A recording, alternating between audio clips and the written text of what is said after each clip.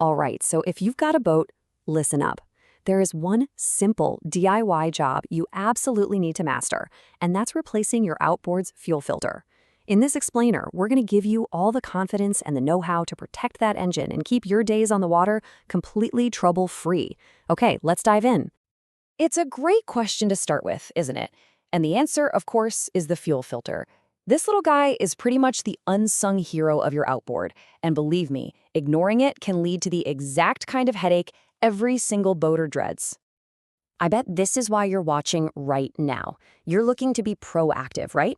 Maybe you want to prevent a breakdown, or you're trying to figure out why your engine is sputtering. Or hey, maybe you just want to learn a new skill and save a little money. Whatever it is, you're in the right place, because this one simple task protects your whole investment. So here's our game plan. First, we'll dig into why this filter is so darn critical. Then we'll get all our prep work done, parts and tools. After that, I'll walk you through the replacement step by step. And we'll finish up with some pro tips to make sure you nail it. Okay, first up, the engine's unsung hero. Let's really get into why this small part is just completely non-negotiable if you want a healthy motor. You really should think of the fuel filter as your engine's personal bodyguard. Its one and only job is to stand guard and catch all the nasty junk.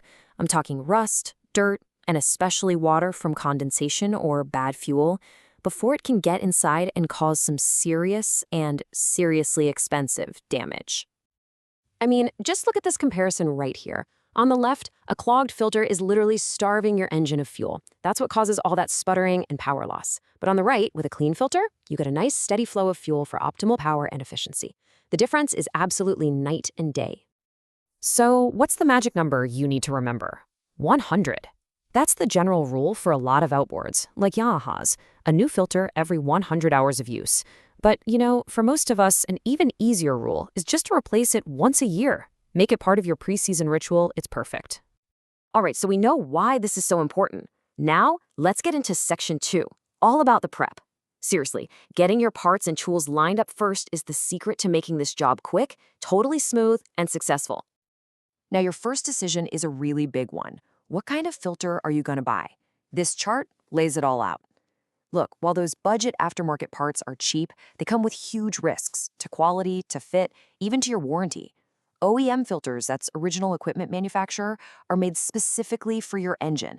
Yeah, they cost a little more upfront, but the reliability is so worth it.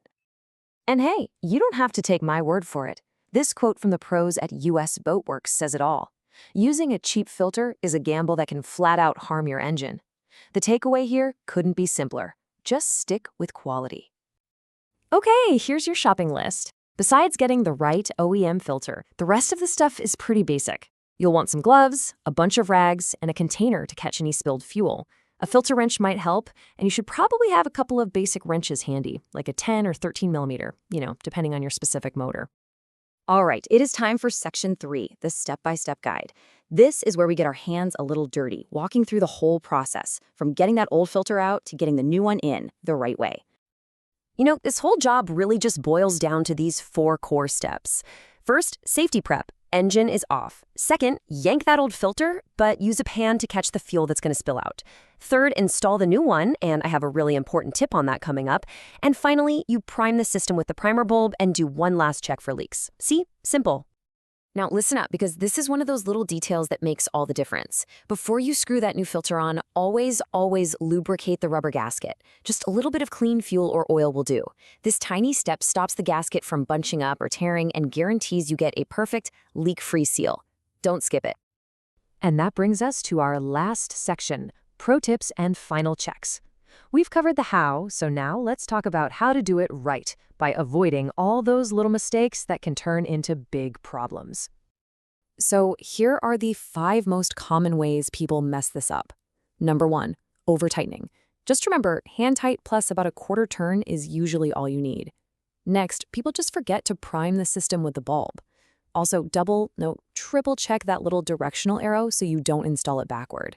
And whatever you do, please never skip that final leak check. And here is a fantastic piece of advice straight from a Yamaha mechanic. On a lot of modern outboards, that filter housing is made of plastic. It's designed to be hand-tightened only. The second you reach for a wrench, you risk cracking it, and that turns this small job into a much bigger, more expensive repair.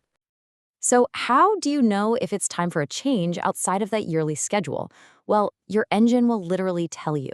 If it starts sputtering, if you lose power, if it's idling rough, or if you can actually see water and gunk in the filter bowl, those are all clear cries for help.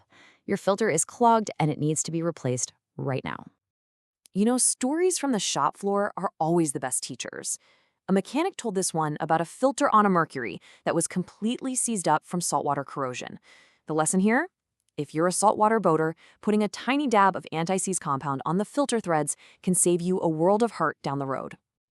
So let's wrap this all up. What you've learned here today isn't just about how to swap out a part. It's about gaining the confidence to work on your own boat. It's about saving money. And most importantly, it's about having the peace of mind that comes from knowing your engine is protected and ready to go. And that really brings us to the final question, doesn't it?